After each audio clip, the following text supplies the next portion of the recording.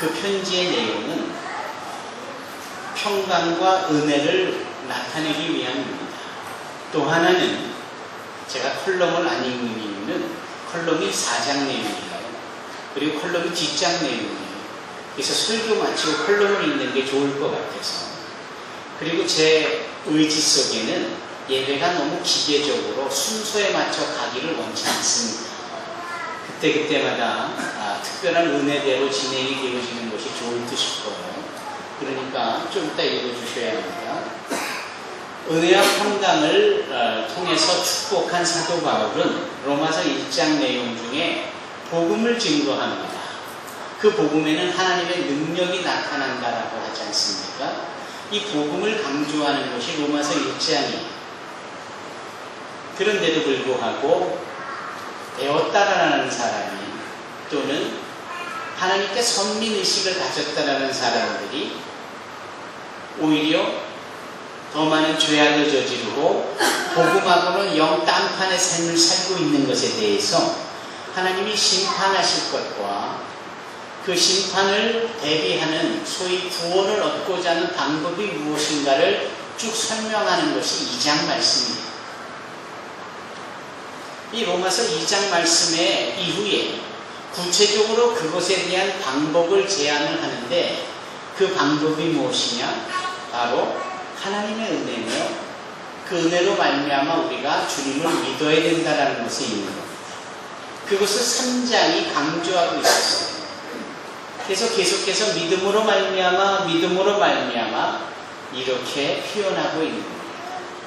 그러니까 착하게 살고 뭔가 남에게 덕을 끼치는 선한 일이 나의 공로로 잡아질 때 천국을 갈 수 있는 자격이 주어지는 게 아니라 오히려 그래야 된다는 사람들의 내면을 들어보면 훨씬 더 구린내가 나고 훨씬 더 부끄러운 일투성이고 심지어는 지식적으로나 철학적으로나 지도력으로 볼 때 그러한 사람들보다도 오히려 하나님께 선택받았다라고 여겨지는 선민사상이 접어든 유대인들마저도 죄인들과 크게 다를 바 없는 거예요.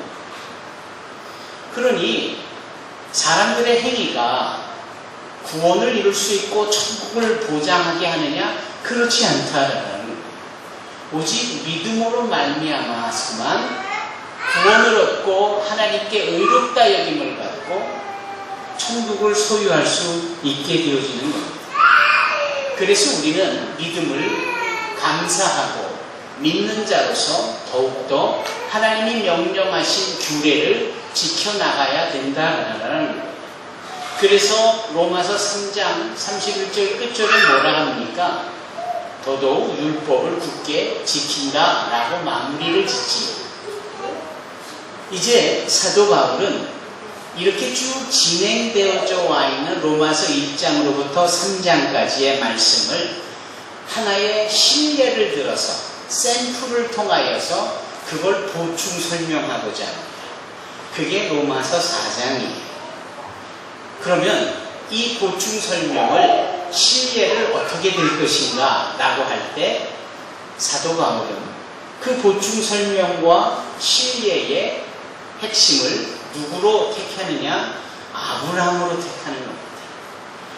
그래서 아브라함의 신뢰를 통하여서 그의 행함이 복의 근원이 되게 한 비결이 아니라 오직 하나님을 믿음으로 하나님이 그를 의롭다 여겨주셨기 때문이다 라면서 그를 신뢰로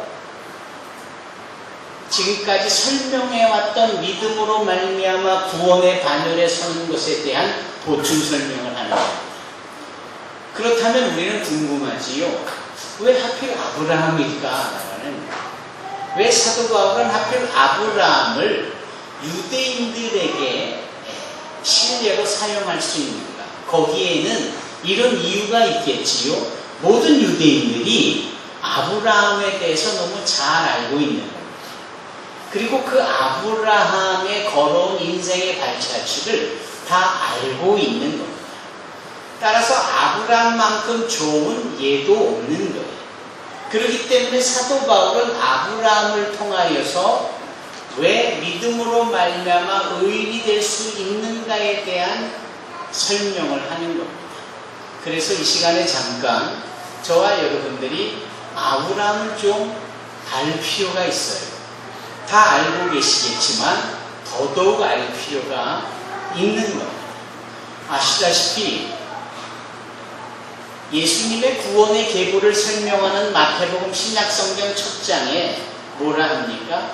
아브라함과 다윗의 자손 예수 그리스도의 세계라. 예수를 설명하려는 점에 아브라함부터 그 첫 마디로 설명되는 것만 보더라도 그 마태복음이 유대인들에게 예수님이 누구신지를 증거하는 목적으로 기록되어진 복음서이기 때문에 마태조차도 유대인들에게 예수를 설명할 때 아브라함으로부터 설명이 되어지는 거예요. 그게 왜 그런가라는 겁니다. 그러려면은 우리가 창세기로 돌아가 아브라함의 삶의 무대를 살펴볼 수 있어야 합니다. 아브라함의 삶의 무대는 창세기 12장부터 기록이 되어 있습니다. 그런데 12장이 있기까지 1장과 11장 사이에는 어떤 일이 있었는지를 잠시 먼저 살펴보면 이렇지요. 하나님께서 말씀으로 천지를 창조하십니다. 그 천지를 창조하시면서 당신이 충만한 피드백을 통하여 좋다, 만족한다, 기쁘다라는 점수를 매기세요. 그 평가되어진 가장 걸작품 중에 걸작품인 이 에덴 동산, 기쁨의 동산을 당신의 형상을 따라 지어주신 아담, 곧 하와, 우리의 첫사람에게 그것을 주시고 허락하십니다. 이것이 1장의 말씀이에요. 그러나 2장의 말씀에 가서는 이 사단이 가장 지혜롭고 간교한 뱀을 통하여서 아담과 하와가 지니고 누리게 되어지는 하나님의 걸작품인 에덴 동산을 빼앗아버립니다. 그 에덴 동산을 빼앗긴 아담과 하와는 그때부터 삶이 고단해지고 목마른 인생이 되는 거예요. 신체 구조상 수분이 부족하면 살 수 없는 우리이기에 목마르면 살 수 없지요. 또 특별히 행복을 추구해야 되는 측면에서도 뭔가 갈구한다는 측면에서 목마른 인생이라고 우리가 표현을 하지만 이 목마른 인생이 왜 목마른 인생이 됐느냐라는 것을 영적으로나 말씀적으로 살펴보면 비손, 기혼, 히데겔, 유브라데 이 네 강이 에덴 동산에서 발원해서 동서사방으로 흩어져 흘러지는데 그 발원지에 있었던 아담과 하와가 그 발원지인 에덴 동산에서 쫓겨나니까 이제 마음대로 물도 못 먹는 거예요. 그래서 목마른 인생이 되는 거죠. 더더욱 기가 막힌 건 예전에는 동산에 있었던 모든 실과의 나무의 열매들을 임의로 배불리 마음껏 즐기며 먹고 만족해 할 수 있었는데 그 에덴 동산에서 쫓겨나니까 그런 것을 어디서 구할 수가 없잖아요. 구하려면 내가 농사를 지어야 하는데 이 땅도 복된 땅이었지만 자신들의 죄악으로 인하여 대신 하나님께로부터 저주를 받고 난 후에는 이 땅에서 엉겅퀴가 나오고 이 땅에서 쓴뿌리들이 나오니까 이 남자들이 이마에 땀이 흐를 만큼 노력을 하지 않고는 쉽게 열매들을 거둘 수가 없게 되어지는 거고요. 여인들은 산고의 고통을 받아야만 아이를 출산할 수 있는 지경까지 이루어지게 되는 겁니다. 삶이 고단한 거지요. 삶이 힘든 겁니다. 자식 낳아 키우는 게 너무 어려운 거예요. 이게 3장으로 4장으로 5장으로의 얘기예요. 그 결과 사람들이 말이죠. 서로 자기중심적으로 먹고 사는데 힘을 써야 할 뿐 아니라 남을 돕기보다는 내 것을 얻기 위하여 남을 심지어는 죽이기까지 하는 일이 가인과 아벨을 통하여서 보여지듯이 발생을 하게 되어지고, 비로소 이와 같은 상황에서 구원을 얻으려면 오직 여호와 이름을 부르는 일 외에는 없겠다라고 아담의 자손 중에 아닌 셋이 그런 고백까지 행하게 되어지고, 이러한 일들이 점점 시간이 지나가면서 사람들은 죄악이 간영해져서 하고 싶은 대로 해버리고 남이야 어찌되든지 내 멋대로 사는 겁니다. 그러니 하나님이 고민을 하시잖아요. 하나님이 괴로우시잖아요. 당신의 형장을 따라 지어진 이 자들이 어떻게 이렇게 타락하여 죄악의 극치 속에 살 수 있을까? 괴로워하시며 할 수 없이 저 죄인들을 심판하시잖아요. 그것이 그 유명한 물의 심판, 노아의 방주가 등장하는 창세기 6장의 내용입니다.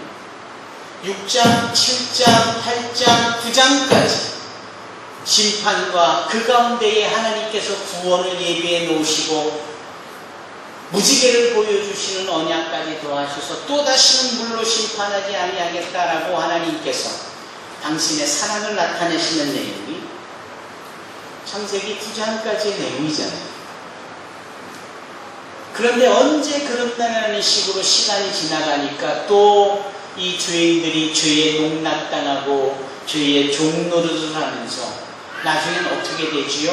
높은 탑을 쌓고 하나님이 있는데 끝까지도 우리가 오르자, 또 이 탑을 쌓아가면서 우리가 흩어짐을 면하자 라고 하며 하나님을 정면으로 대항하고 저항하고 하나님 앞에 죄를 짓습니다. 기가 막힌 하나님께서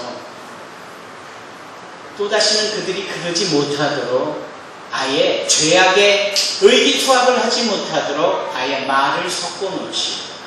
이게 그 유명한 신할 평지에서의 바벨탑 사건이요 창세기 10장에 기록된 내용입니다. 그러면 정신을 차려야 하는데 정신을 못 차리는 거예요.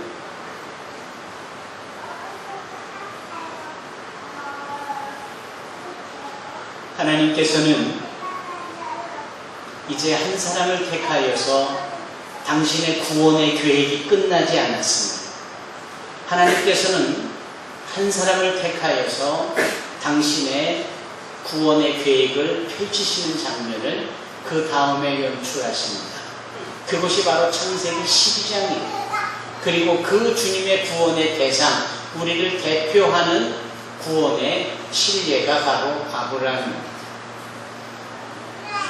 그래서 아브라함은 우리 모든 믿는 자들 구원의 반열의 선자들의 가장 으뜸이 되고 우선이 되고 처음 있는 자에게 아브라함과 다윗의 자손 예수 그리스도의 세계라 이렇게 표현하고 있고, 유대인들에게 있어서 아브라함은 자신들에 있어서 오래전 육적인 조상이라는 그러한 족보적 관계를 넘어 하나님께서 구원해 주시겠다라는 것에 대한 실제적이고 영적인 의미가 있는 존재가 됩니다. 그 아브라함. 그래서 사도 바울은 오늘 로마서 4장 1절로 3절에 왜 믿음으로 말미암아 의롭게 될 수밖에 없는가에 대한 신뢰를 아브라함의 삶을 통해서 말하고자 하는 겁니다. 그러면 아브라함에 대하여서 오늘 본문 4장에 사도 바울이 이렇게 말하지 않습니까? 만일 아브라함이 행위로서 의로시 하심을 받았으면 자랑할 것이 있겠지만 하나님 앞에서는 없다. 이렇게 2절에 말씀합니다. 왜일까요? 눈을 좀 크게 뜨고 진지하게 들어보십시오. 왜일까요? 첫째로 아브라함에게 하나님의 말씀이 들려졌을 때 그의 삶은 어떠한 삶이었는가? 그의 아비 데라와 함께 살았고 그의 형제인 나홀과 함께 살았고 또 다른 형제인 하란과 함께 살았습니다. 그리고 아브라함은 그 아버지 데라로부터 아브라함이라는 이름을 부여받은 이유가 있었는데, 아브라함이라는 이 이름의 의미는 복이라는 뜻입니다. 그래서 구태여 우리나라 정서로 아브라함을 표현하면 뭐 대복이 정도가 될 겁니다. 큰 복을 받은 사람, 뭐 김대복도 좋고 이대복도 좋고 박대복도 좋고, 그 대복이 같은 삶을 살라고 아버지 데라가 아들을 낳고 그 이름을 아브라함으로 지은 거예요. 왜냐하면 그 시대에는 자식 농사를 잘 짓고 자식을 많이 낳아야, 소위 다산이어야 복이라고 생각했어요.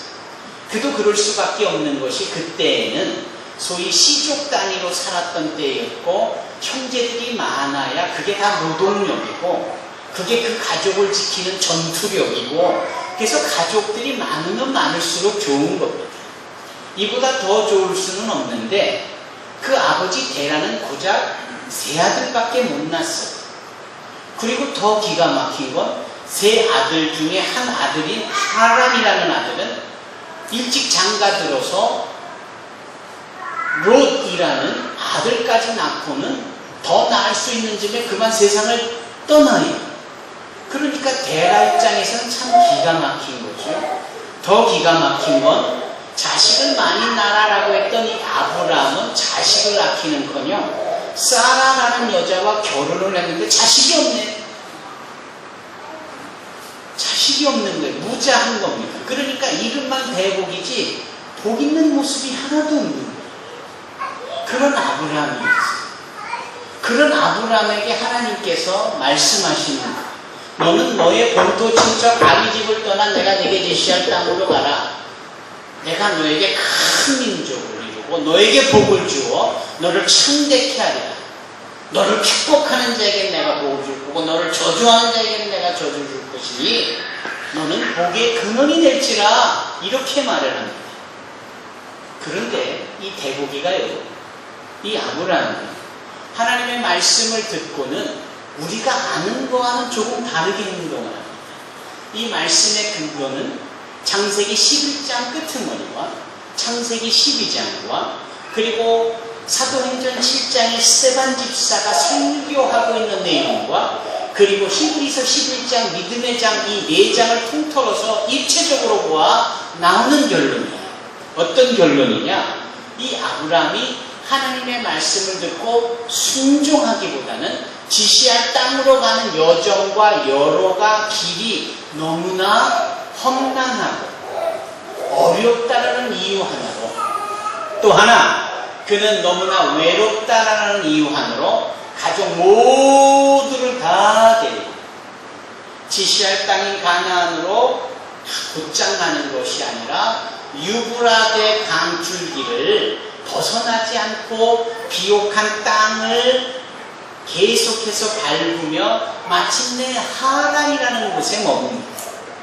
그러니까 우리가 아는 것처럼 아브라함은 그렇게 자식도 많지도 않았고 무엇보다도 하나님의 말씀에 전적으로 순종한 분도 아니었어요. 참 영적으로 많이 모자라는 분이었어요. 더 기가 막힌 것은 창세기 11장 끄트머리에 그 아버지 데라가 하란에서 죽습니다. 죽고 나도 아브라함은 떠날 마음이 없었던 것 같아요. 그러자 더 두고 볼 수 없었고 그때까지 기다리셨던 하나님은 이 아브라함의 손을 직접 이끌고 당신이 오래전 지시하셨던 그 땅, 약속의 땅 가나안으로 인도해 갔어요.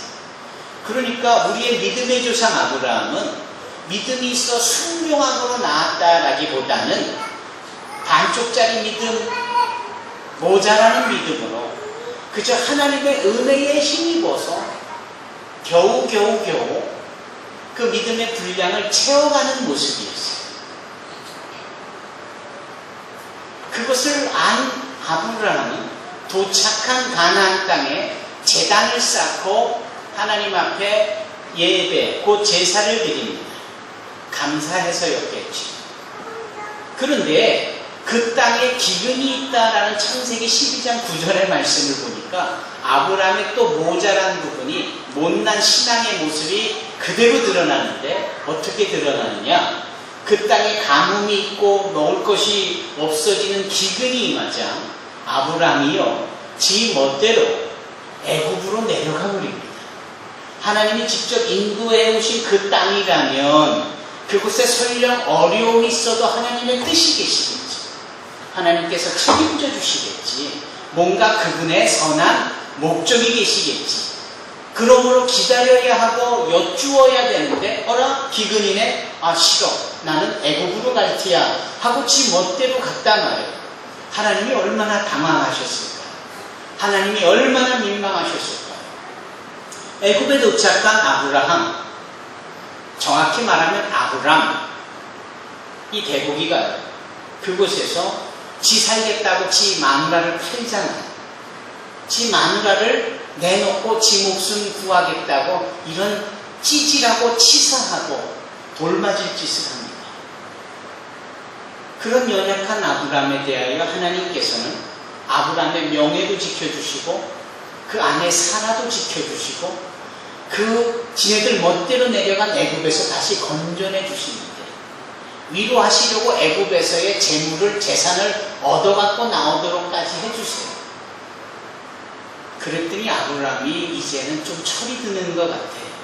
아 너무 죄송하네. 또 한편으로는 너무 감사하네. 그래서 그가 이번에는 하나님 앞에 제단을 쌓고 제물 예배를 드리는데 헤브론이라는 마물의 상수리라는 지역에서 하나님 앞에 이제 꼼짝 않고 거기 있겠노라는 의미로서 예배를 드리는 거예요.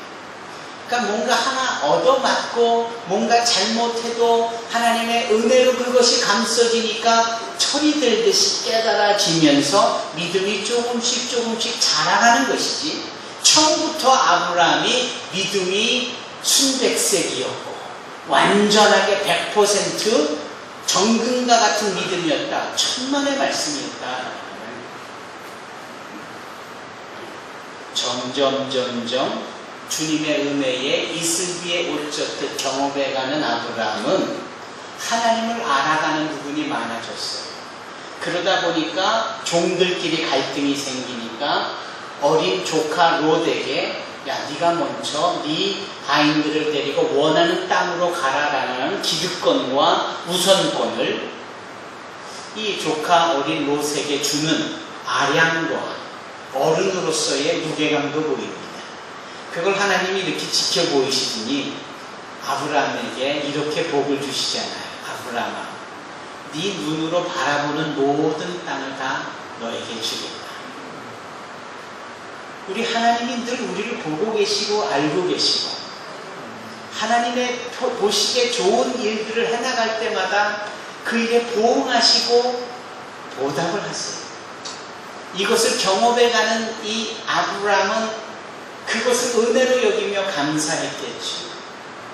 그 나중에 보니까 또 롯이 연합군에 의해서 끌려갈 때 서슴지 않고 달려가 그들을 구원해내기까지 합니다. 그들에게 얻어질 수 있는 노략된 재물 따위에 관심 없어요. 나는 하나님의 은혜를 입은 자이기 때문에 영적으로 하나님의 사랑 그것이 최고지. 세상에서 노력해서 얻고 빼앗고 노력하고 승리의 전리품으로 여겨지는 것조차도 그렇게 나눠주고 말아요. 심지어는 그것까지도 10분의 1, 11조를 정확하게 택하여서 멜기세덱이라고 이끌어지는 하나님 앞에 드리기까지 하잖아요. 이게 이런 아브라함의 이야기가 철없고 부족한 모자란 이 12장부터 시작해서 창세기 22장, 23장 중반까지 펼쳐지는 겁니다. 그러면 우리는 이 아브라함의 모습 속에서 소위 무엇을 볼 수 있느냐? 하나님의 기다려주심과 은혜로 허물을 덮어주시고 그 믿음을 견고히 해주시는 그분의 위대한 사랑을 보는 겁니다. 이제 제가 오늘 드리고자 하는 말씀의 정점이 나옵니다. 그것이 바로 창세기 15장 말씀입니다. 이런 삶의 이런저런 은혜를 맛보면서도 정작 하나님께서 처음에 주셨던 말씀, 너로 큰 민족을 이룰 거다. 너는 이름만 아브라함이지만 아들도 없고 대복이라고 하지만 뭐 복받을 만 껌덕지도 없지만 내가 네 대복이를 진짜 대복이로 해줄게. 내가 너 이름값을 제대로 이름의 가치대로 해줄게. 너에게 큰 민족을 이루어줄게 라고 약속을 하셨는데, 아브라함은 은혜에 감사하여 제배도 드리고 믿음이 자라기는 했어도 그 하나님의 주신 약속의 말씀을 믿지는 않았습니다. 그 믿지 않는 아브라함이 하도 답답하신 하나님께서는 어느 날 아브라함을 직접 두 번째로 이끄시지. 처음엔 하나님에서 이끄셨고 두 번째는 이곳 창세기 15장에서 이끄시는 것. 그때가 밤이었어요. 밤에 집 밖으로 그를 이끄시니 그 밤하늘에 그 시대에 무슨 공해가 있었겠습니까? 뭐 빛이 있어서 이 땅이 환해서 밤이 잘 안 보여, 밤하늘이 잘 안 보였겠습니까? 그냥 하늘을 쳐다보니 은하수가 쏟아지지 않았겠어요? 은하수를 보신 적 있습니까? 어릴 때 저는 보았고요. 어릴 때 충남 예산에 저수지 가서 밤낚시하면서 본 게 처음 한국에서 본 은하수입니다. 두 번째는 어른이 돼서 나가림대에 가서 밤마다 본 게 은하수입니다. 그 은하수를 하나님께서 아브라함에게 보여주시는 거예요. 뭘 보냐 아브라함? 무엇이 보이니? 쏟아지는 별이요, 반짝이는 별이요. 저렇게 많은 별이. 아브라함아, 저 별을 셀 수 있니? 하나님 저 많은 별을 어떻게 셉니까? 아브라함아, 내가 너에게 약속한 큰 민족을 이루겠다라는 것이 바로 이 의미야. 셀 수 없을 만큼 저 밤하늘에 빛나는 별처럼 네 자손들이 많아질 거야. 그랬더니 귀로 듣고 눈으로 확인한 아브라함이 그때서야 창세기 15장 6절에 뭐라고 말하고 있느냐? 아브라함이 이것을 믿음에 이랬습니다. 이제 비로소 하나님의 말씀을 믿었다라는 거예요.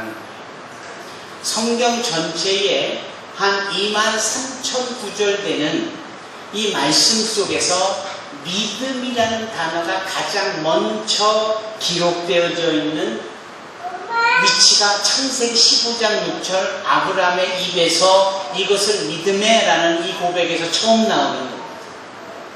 놀랍지요? 더 놀라운 것은 아브라함이 이것을 믿음에 라고 할 때 이 믿음에의 히브리어가 아멘이에요. 아멘. 그러니까 아브라함이 이것을 네가 믿느냐라고 했더니 아브라함이 하나님 앞에 아멘 이렇게 처음 고백한 것이 창세기 15장 6절의 말씀입니다. 그래서 여러분 아멘이라는 소리를 많이 하셔야 돼요. 아멘에 인색한 성도가 되서는 안 됩니다. 오늘 일부 예배 때도 몇 명 참여하지 않은 예배지만 아멘의 소리가 지금 이거보다도 더 컸어요. 예. 아멘이라는 말은 믿는다라는 말이에요. 그래서 하나님의 말씀을 듣고 설교를 통하여 교육을 통하여 그 말씀이 믿어질 때 입으로 아멘 하는 것은 너무나 당연한 반응입니다. 또 내가 기도를 마치고 예수님 이름으로 기도드리옵나이다.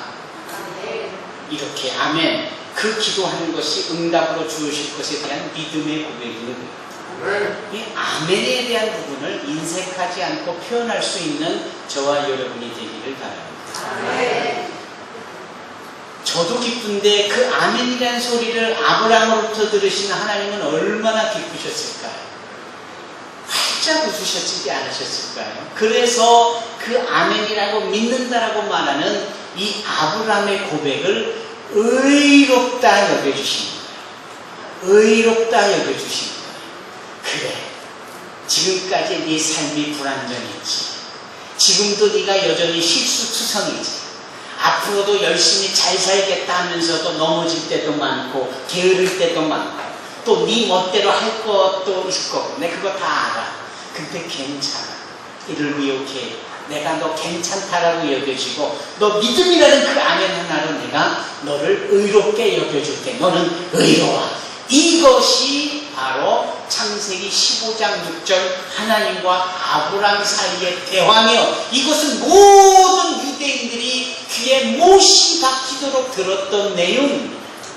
그렇기 때문에 바울은 그 아브람과 하나님과의 대화가 연계되어질 수 있는 그 아브라함을 실례로 소위 믿음이라는 것이 무엇인지를 이 로마서 4장에 다시 한번 반복하는 겁니다.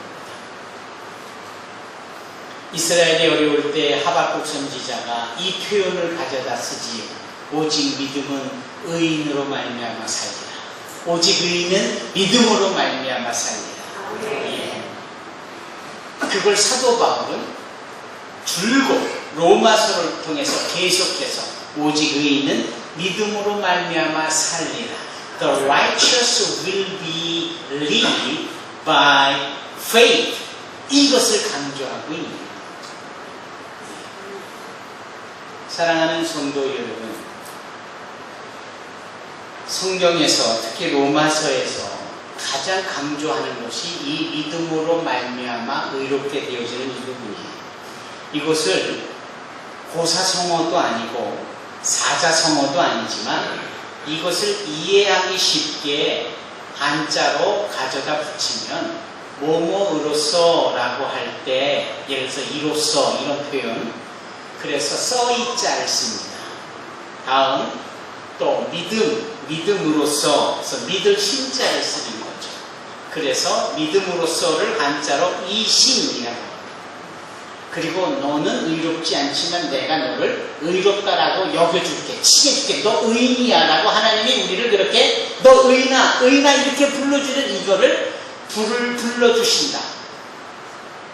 불러줄 칭자, 칭할 칭자를 쓰지. 그리고 옳을 의자를 쓰는 거예요. 그래서 믿음으로써 옳다라고 여겨주고 불러주는 것을 이신칭이라고 합니다. 따라해 보십시다. 이신칭. 사도 바울은 지금 오늘 본문에서 이신칭의를 말하고 있는 거예요. 우리가 다 부족하고 모자란 거 알아요. 돌아서면 게으르고 옳은 대로 말씀대로 살기를 원하지만 실수투성이고 잘 안 되는 거 우리가 다 알고 있는 사실 아니에요. 그럼에도 주님을 제대로 믿기만 하면 하나님께서 우리를 의롭다 여겨주신다. 이신칭이다. 이것이 영어로는 justification. 나중에 가서 우리가 sanctification 그 너머에 glorification까지도 배울 때 지금 4장까지 오면 justification 이신칭의를 대하고 있는 거예요. 그래서 말입니다. 한 가지 더 아브라함에 대해서 언급을 하고 마칠까 합니다. 이 아브라함이 그 하나님의 말씀을 믿음에 의롭다 여김을 받잖아요. 그랬더니 하나님이 너무 기쁘셔서 하나님이 이제야 네가 이름값을 할 수 있는 개보기가 될 수 있구나 라고 여기셔서 그의 이름을 아브람에서, 즉 인간적으로 복받아라라는 뜻의 아브람에서, 인간적으로 자식 많이 낳고 잘 키워라라는 아브람에서 하나님이 복을 주시고 하나님의 자녀를 많이 낳아 큰 민족을 이루어라라고 하는 측면으로 아브람에서 아브라함으로 이름을 바꿔줍니다. 그것이 창세기 17장 내용입니다. 여러분, 우리는 다 아브람과 같은 존재입니다. 그러나 오늘 본문의 말씀에 은혜를 얻고 깨달음을 얻고 아멘이라고 말하는 것을 주저하지 않아요. 우리는 또 다른 아브라함이 되어졌습니다.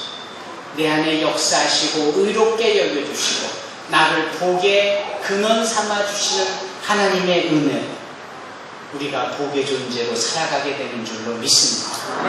그리 되어주시는 저와 여러분이 되기를 주님의 이름으로 축원합니다. 이제